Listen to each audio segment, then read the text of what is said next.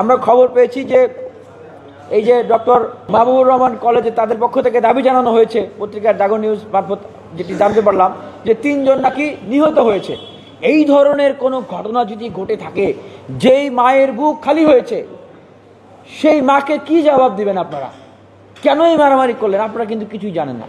তাই শিক্ষার্থীদের প্রতি আহ্বান জানাবো, প্রিয় ভাইয়েরা, প্রিয় বোনেরা, আপনারা শান্ত হন, আপনারা কারো উস্কানিতে পা দেবেন না। এই যে ক্রাইসিসগুলোর ফয়সালা কে করবে? আমরা বলেছিলাম যে বিপ্লবী সরকার দরকার।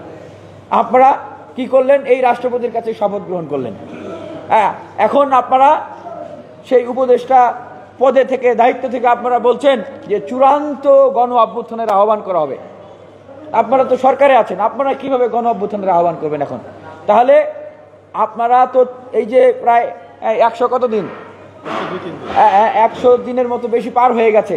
এতদিন যে আপনারা 100 দিনের মতো এতদিন যে আপনারা সরকার পরিচালনা করলেন, এখন আবার আমরা দেখতে পেলাম যে আবার আজকে যে নতুন রাজনৈতিক দল, বৈষম্য বিরোধী ছাত্র আন্দোলনের নেতৃত্বে নতুন রাজনৈতিক দল আসবে, সেখানে বলা হচ্ছে যে উপদেষ্টা নাহিদ ইসলাম তিনি পদত্যাগ করে এসে নেতৃত্ব দিবেন। তাহলে আপনি গেলেন উপদেষ্টা হয়ে দেশ চালাতে, রাষ্ট্র চালাতে, আবার এখন আপনি আইসে এখানে নেতৃত্ব দিবেন।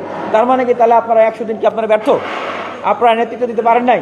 এই রাষ্ট্রের ব্যবস্থা, এইটা তো কোনো ভাই সার্কাস খেলা না, এইটা তো কোনো গেম না, এইটা হলো একটা রাষ্ট্র পরিচালনা, রাষ্ট্রের ব্যবস্থা।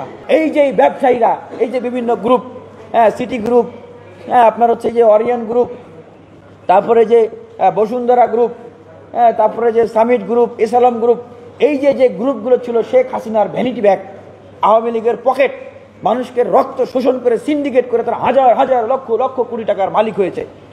এবং তারা কি করেছে গণহত্যার সময়?